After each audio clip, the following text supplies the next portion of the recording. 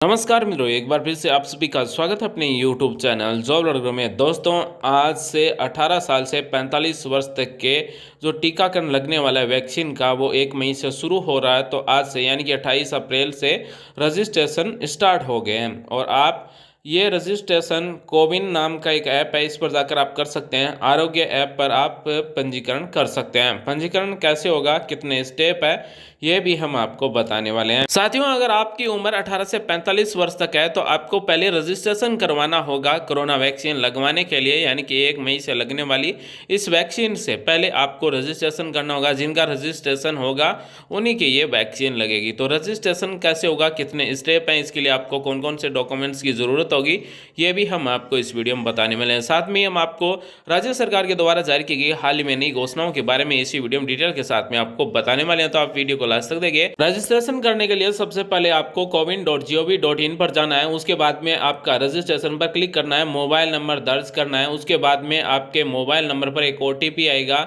और 4 number step होगा, वो OTP आपको वेरीफाई कर देना है और उसके बाद में आपको अपनी जो बेसिक डिटेल है वो भरना है। उसके बाद में 5 नंबर स्टेप होगा, अपना वैध पहचान पत्र वैलिड ID प्रूफ अपलोड करना होगा, जैसे आधार कार्ड, वोटर ID कार्ड, इस तरह का, या फिर राशन कार्ड, या फिर आपका लाइसेंस, इस तरह का एक आपको वैध पहचान पत्र अपलोड करना होगा स्कैन करके। उसके बाद में आपको रजिस्ट्रेशन पर क्लिक कर देना है। वहीं अगर आप ऐप के माध्यम से रजिस्ट्रेशन करना चाहें तो ऐप के माध्यम से भी रजिस्ट्रेशन कर सकते हैं। अगर आप ऑनलाइन रजिस्टर करने में असमर्थ हैं तो अपने नज़दीक जो कोविड पंजीकरण केंद्र है उस पर जाकर अपना पहचान पत्र के साथ में आपको जाना है और रजिस्ट्रेशन करवा सकते हैं।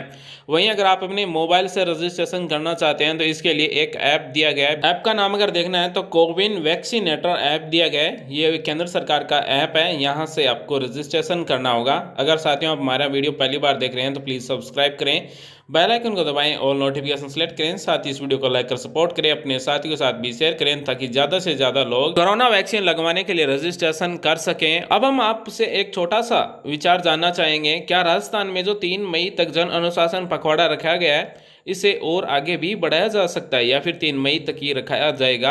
इसका जवाब आप हमें कमेंट में दें और आप यस या नो में जवाब दे सकते हैं। साथियों, जैसे ही आप इस ऐप को ओपन करेंगे उसके बाद में साइन अप पर क्लिक कर देना है, मोबाइल नंबर लगाना है, गेट OTP पर क्लिक करना है, अपनी बेसिक डिटेल भरना है, ID प्रूफ अपलोड करना है और रजिस्ट्रेशन कर देना है। यानी कि 5 स्टेप है, 5 स्टेप के माध्यम से आपका रजिस्ट्रेशन हो जाएगा। अब हम आपको बताने वाले हैं, राजस्थान में एक मास्क देने की घोषणा की गई है, वो भी केवल 3 रुपए में, और N95 मास्क है वो केवल 20 रुपए में। ये मास्क आप कहां से ले सकते हैं, कैसे ले सकते हैं, ये सारी जानकारी हम इस घोषणा में बताने वाले हैं। उपभोक्ता संघ ने आमजन को राहत दी है। उच्च गुणवत्ता के 5 लेयर का N95 मास्क मात्र 20 रुपए में एवं 3 लेयर का सर्जिकल मास्क मात्र 3 रुपए की दर पर सभी सहकारी दवा विक्रय केंद्रों पर मिलेंगे। साथ ही सहकारिता मंत्री श्री उदयलाल आंजना ने मंगलवार को बताया कि कोविड-19 वैश्विक महामारी की दूसरी लहर को देखते हुए सहकारी उपभोक्ता संघ ने आमजन को उच्च गुणवत्ता वाले 5 लेयर के N95 एवं 3 लेयर के सर्जिकल मास्क सस्ती दरों पर उपलब्ध कराने का निर्णय किया है। उन्होंने कहा कि उपभोक्ता संघ द्वारा उपलब्ध कराए जा रहे N95 मास्क मात्र 20 रुपए में प्रति नग तथा 3 लेयर सर्जिकल मास्क को मात्र 3 रुपए की प्रति नग पर उपलब्ध कराया जाए, जो बाजार दरों से काफी कम है। तो साथियों, अगर आपको N95 मास्क खरीदना है तो अपने नजदीकी सहकारी दवा विक्रय केंद्र पर जाकर खरीद सकते हैं, वो भी 20 रुपए में। वहीं अगर आपको 3 लेयर का सर्जिकल मास्क खरीदना है तो केवल 3 रुपए में खरीद सकते हैं। साथ ही उपभोक्ता संघ ने प्रशासक एवं रजिस्ट्रार सहकारिता श्री मुक्तानंद अग्रवाल ने बताया कि उपभोक्ता संघ द्वारा उपलब्ध कराए जा रहे मास्क भारतीय मानकों के साथ साथ यूरोपियन एवं अमेरिकी मानकों के अधीन मान्य है। उन्होंने बताया कि कोरोना से बचाव के लिए उच्च गुणवत्ता का मास्क लगाना जरूरी है। N95 5 विभिन्न रंगों में तथा सर्जिकल मास्क 2 रंगों में उपलब्ध कराए गए हैं ताकि व्यक्ति अपनी पसंद के रंग के अनुसार मास्क पहन सके। साथ ही उपभोक्ता संघ के प्रबंधक निदेशक श्री VK वर्मा ने बताया कि कोरोना के विरुद्ध जंग में मास्क हमारे लिए ढाल का काम करता है और इसके लिए जरूरी है कि मास्क कोविड-19 वायरस को हमारे श्वसन तंत्र में पहुंचने से रोक देता है।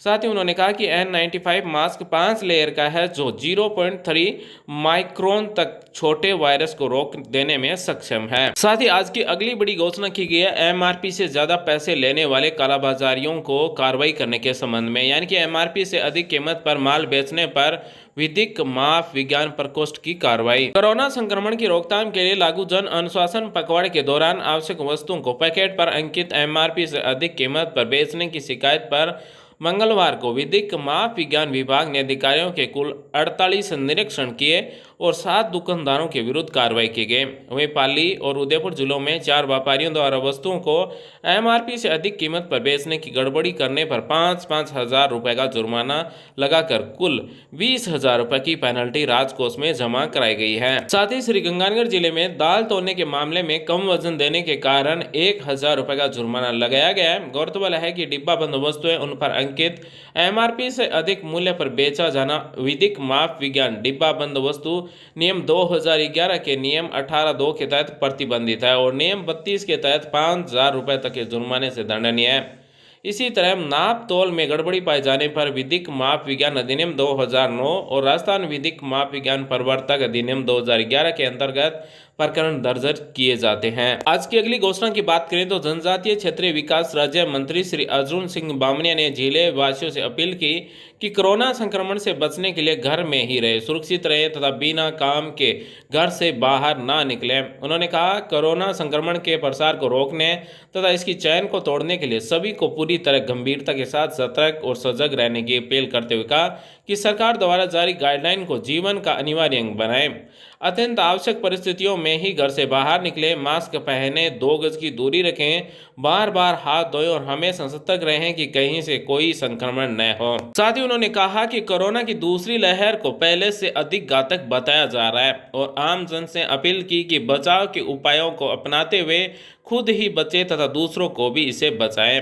उन्होंने बताया कि सरकार कोरोना पर नियंत्रण व प्रभावितों के इलाज के प्रति पूरी तरह मुस्तैद है और इन प्रयासों में कहीं कोई कमी नहीं आने दी जाएगी। साथ ही उन्होंने लोगों से कहा कि वे घबराएं नहीं, लक्षण दिखने पर अस्पतालों में पहुंचकर अपना इलाज कराएं। जनजातीय क्षेत्रीय विकास मंत्री ने बताया कि शीघ्र ही कोरोना महामारी से आमजन को निजात दिलाने के उद्देश्य से राज्य सरकार की ओर से निःशुल्क वैक्सीन उपलब्ध कराई जाएगी। उन्होंने कहा कि प्रथम पंक्ति के योद्धा स्वास्थ्य विभाग के अधिकारी, डॉक्टर व कर्मचारी तथा जिला प्रशासन महामारी को रोकने के लिए लगातार प्रयासरत है। साथ ही प्रदेश में कोरोना से जुड़ी किसी भी जानकारी, समस्या या शिकायत के लिए संचालित 181 हेल्पलाइन को अब और प्रभावी बना दिया गया है। चिकित्सा सचिव श्री सिद्धार्थ महाजन ने सभी नागरिकों से आग्रह किया कि कोरोना से संबंधित कोई भी पर्सन या समस्या जैसे जांच, होम क्वारंटाइन, दवाइयों की सप्लाई, डायग्नोसिस्ट फैसिलिटी, हॉस्पिटल बेड की उपलब्धता, ICU, वेंटिलेटर, ऑक्सीजन जैसी किसी भी समस्या के लिए वे सीधे 181 यानी कि 181 नंबर पर कॉल कर सकते हैं। श्री महाजन ने कहा कि कहीं भी फोन नहीं करें। इस नंबर पर समस्या का विस्तृत विश्लेषण कर कंट्रोल रूम विशेषज्ञ डॉक्टर के पैनल से चर्चा कर त्वरित गति से आपकी समस्या का समाधान करने का पूरा प्रयास किया जाएगा। साथ ही उन्होंने कहा कि संकट की इस घड़ी में राजस्थान सरकार आपके साथ है, 24 घंटे राउंड द क्लॉक आपके साथ खड़ी है। आप 181 नंबर पर कॉल कर सकते हैं और तुरंत आप राहत पा सकते हैं। अब हम आपको अगली बड़ी घोषणा के बारे में बताने वाले हैं। राजस्थान के राज्यपाल ने जनप्रतिनिधियों को कोरोना नियंत्रण में सहयोग करने के लिए लिखा पत्र, घरों में ऑक्सीजन और जीवन रक्षक दवाइयों का अनावश्यक भंडारण न करने का किया है अनुरोध। साथ ही उपलब्ध संसाधनों का योजनाबद्ध तरीके से प्रभावी उपयोग सुनिश्चित करने के लिए कहा है। राज्यपाल श्री कलराज मिश्र ने राज्य के विधायकों, सांसदों, अधिकारियों, चैरिटेबल संस्थाओं, धार्मिक संस्थाओं से अपील की है कि कोरोना महामारी से बचाव इंतजामों के लिए प्रशासन का सहयोग करें और प्रदेश में उपलब्ध संसाधनों का योजनाबद्ध तरीके से प्रभावी उपयोग सुनिश्चित करने में मदद कर आम जन को राहत प्रदान करें। उन्होंने इस संबंध में राज्य के सभी विधायकों और सांसदों को पत्र लिखकर उन्हें प्रशासनिक अधिकारियों के साथ मिलकर कोरोना बचाव आम जन को राहत पहुंचाने के प्रयास किए जाने का अनुरोध किया गया है। और अगली घोषणा हम आपको बताने वाले हैं। अगली घोषणा आपको विचलित कर सकती है क्योंकि ये राजस्थान सरकार के द्वारा जारी की गई घोषणा है। ऑक्सीजन की खपत बढ़कर 31,425 सिलेंडर प्रतिदिन हो चुकी है। ऑक्सीजन आपूर्ति के भरसक प्रयास किए जा रहे हैं। चिकित्सा मंत्री डॉक्टर शर्मा ने बताया कि राज्य में 3 माह पर ऑक्सीजन की खपत लगभग 6500 सिलेंडर प्रतिदिन थी, जो वर्तमान में बढ़कर 31,425 सिलेंडर प्रतिदिन हो गई है। यानी कि कोरोना संक्रमण के मामले दिन प्रतिदिन बढ़ते जा रहे हैं कोरोना की दूसरी लहर में। तो ऐसे में प्रतिदिन 31,425 सिलेंडर की आवश्यकता होती है। उन्होंने बताया कि इस अप्रत्याशित मांग को पूरा करने के लिए राज्य सरकार भरसक प्रयास कर रही है। राज्य में कोविड-19 महामारी के कारण मरीजों की संख्या में हो रही निरंतर वृद्धि के कारण आपातकालीन में मेडिकल ऑक्सीजन सिलेंडर्स की लगातार बढ़ रही है। इस बढ़ती मांग को पूरा करने का भरसक प्रयास किया जा रहा है। तो राज्य में हर दिन 31,425 सिलेंडर की आवश्यकता होती है। तो आप घर पर रहें, सुरक्षित रहें, बार बार हाथ धोएं, बिना काम घर से बाहर ना निकलें, क्योंकि कोरोना की दूसरी लहर है वो पहली लहर से बहुत ज़्यादा खतरनाक है। इसलिए साथियों, आप अपने पूरे स्वास्थ्य का ख्याल रखें, पूरे परिवार का ख्याल रखें। आज के वीडियो में बस इतना ही। मिलते हैं नेक्स्ट वीडियो में नई जानकारी के साथ। वीडियो देखने धन्यवाद साथियों। Thanks for watching. आपका दिन शुभ हो। जय हिंद, वंदे मातरम साथियों।